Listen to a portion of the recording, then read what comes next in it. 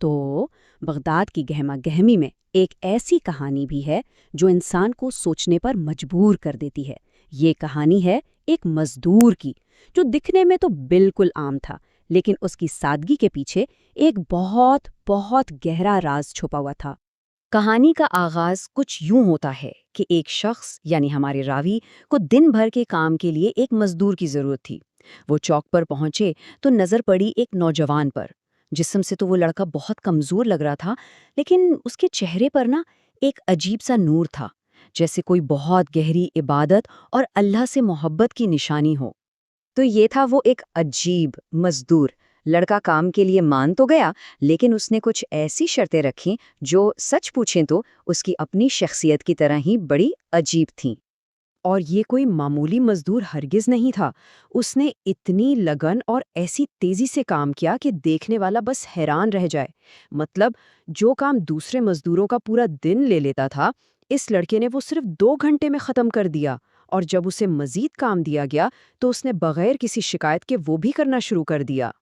کام چل رہا تھا کہ اچانک اذان کی آواز بلند ہوئی، اور بس اسی لمحے اس لڑکے نے اپنے اوزار وہیں چھوڑ دیے، کام کو ادھورا چھوڑا اور وہاں سے چل پڑا۔ جب اس سے پوچھا گیا تو اس نے بڑا صاف جواب دیا۔ اس نے کہا، جب میرے حقیقی مالک کی پکار آتی ہے تو پھر میں کسی اور کی نہیں سنتا، پھر میں صرف اللہ اور اس کے رسول کی سنتا ہوں۔ دنیا کا کوئی کام اس سے بڑا نہیں۔ اور یہاں سے اس لڑکے کا بھید اور بھی گہرا ہوتا چلا گیا۔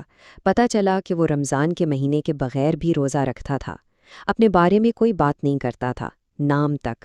ہفتے میں بس 3 دن کام کرتا اور صرف اتنا کماتا کہ گزارا ہو جائے، باقی سارا وقت وہ اللہ کی یاد میں گزار دیتا تھا۔ آخر یہ تھا کون؟ اب راوی کو اسی لڑکے سے کام کروانے کی عادت سی ہو گئی تھی، لیکن پھر ایک ہفتہ آیا جب وہ لڑکا کہیں نظر ہی نہیں آیا، غائب ہو گیا۔ راوی کو فکر ہونے لگی کہ آخر وہ گیا کہاں؟ تو اب باری تھی موت کے پیغام کی۔ راوی نے جب پتہ کیا تو معلوم ہوا کہ وہ لڑکا بیمار ہے۔ وہ اس کی جھوپڑی تک پہنچا تو کیا دیکھتا ہے کہ وہ نوجوان بستر مرگ پر ہے، اور اس کی آنکھیں ایسے لگ رہے تھے جیسے بس کسی کا انتظار کر رہی ہوں۔ لڑکے نے راوی کو دیکھا اور کہا، میں آپ ہی کا انتظار کر رہا تھا، آج رات میرا وقت پورا ہو جائے گا۔ اور پھر اس نے راوی کو اپنی زندگی کی 3 آخری اور سب سے اہم ہدایات دیں۔ اس کی خواہشات بہت سادہ تھیں۔ پہلی یہ کہ ان چند سکوں سے میرے کفن دفن کا انتظام کر دینا۔ دوسری، عصر کی نماز کے بعد سیدھے خلیفہ ہارون الرشید کے پاس جانا۔ اور تیسری، یہ انگوٹھی انہیں دینا اور میرا آخری پیغام پہنچا دینا۔ سوچیں، ایک غریب مزدور کا پیغام وقت کے سب سے طاقتور خلیفہ کے نام۔ اگلے دن وہ لڑکا بہت سکون سے اس دنیا سے چلا گیا۔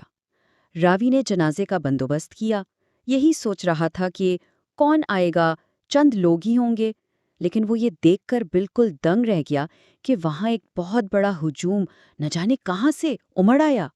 یہ سب کون لوگ تھے؟ اس اکیلے غریب لڑکے کو اتنے لوگ کیسے جانتے تھے؟ اب وقت تھا اس راز کو جاننے کا، خلیفہ کا راز۔ راوی اس لڑکے کی آخری خواہش پوری کرنے کے لیے خلیفہ ہارون الرشید کے محل کی طرف چل پڑا۔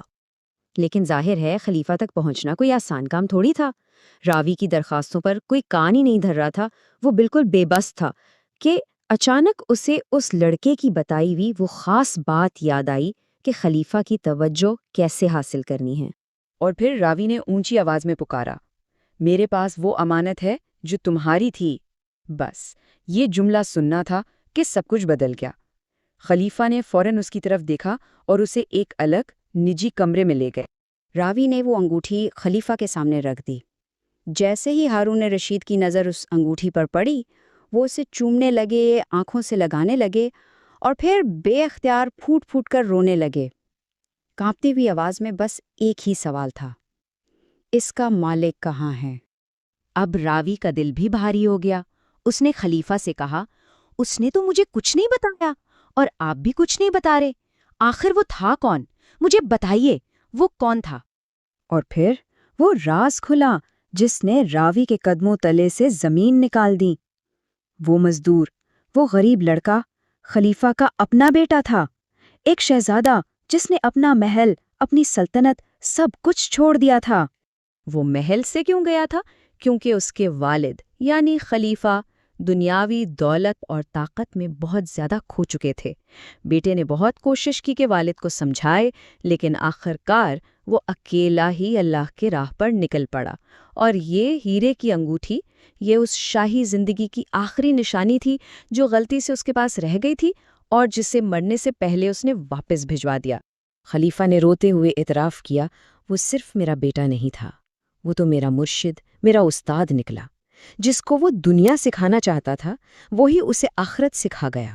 اور یہ کہانی ہمیں سیدھا بابا فرید کے ان الفاظ پر لے آتی ہے، اٹھ فریدا ستیا داڑھی ہوئی بھور، آخر قریب آ گیا اور ماضی بہت پیچھے رہ گیا۔ یعنی اے غافل انسان جاگ جا، زندگی ختم ہونے کو ہے اور وقت ہاتھ سے نکل چکا ہے۔ اس شہزادے نے یہ سچائی جوانی میں ہی جان لی تھی۔ سوال یہ ہے کہ ہم کب جانیں گے؟